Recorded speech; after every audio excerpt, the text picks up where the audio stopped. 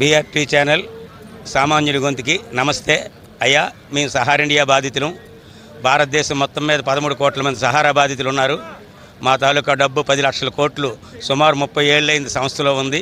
2012 నుండి చెల్లింపులు జరగడం లేదు. దీనికోసం మండలం నుంచి పల్లె నుంచి ఢిల్లీ వరకు కూడా అందరికీ వినతిపత్రాలు ఇవ్వడం జరిగింది. ఎమ్మెల్యేలకి, ఎంపీలకి, మినిస్టర్లకు కూడా ఇవ్వడం జరిగింది. ఎటువంటి స్పందన లేదు. అలాగే శ్రీకాకుళంకి వచ్చేసరికి ఉత్తరాంధ్ర జిల్లాలో శ్రీకాకుళం రీజన్గా ఏర్పడి 35 సంవత్సరాలు అయింది.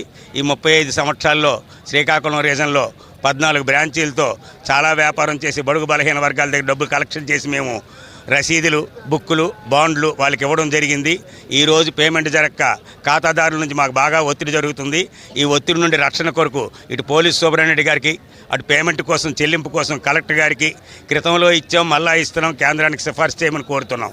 అలాగే స్థానికంగా ఉన్న మినిస్టర్ గారు అయినట్టు కేంద్ర మంత్రి రామ్మోహన్ నాయుడు గారికి కూడా ఇస్తున్నాం. మాకు ఈ చెల్లింపుల కోసం మాకు సహకరించండి. పార్లమెంట్లో మీ గొంతు వినిపించి మా చెల్లింపులు ఏ రకంగా వస్తాయన్నది మీరు చేయాలని మనస్ఫూర్తిగా కోరుకుంటున్నాం.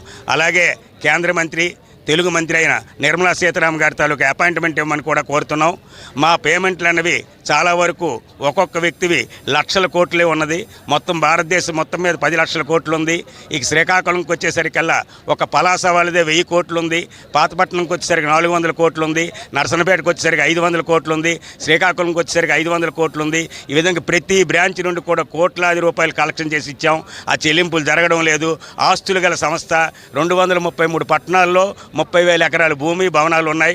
అవన్నీ ప్రభుత్వం స్వాధీనపరుచుకొని అమ్మి మా డబ్బు మాకు ఇప్పించాలని మనస్ఫూర్తిగా కోరుకుంటున్నాం. ఇది 5వసారి కలెక్టర్ గారికి ఇవ్వడం, ఎస్పీ గారికి 2వసారి ఇవ్వడం.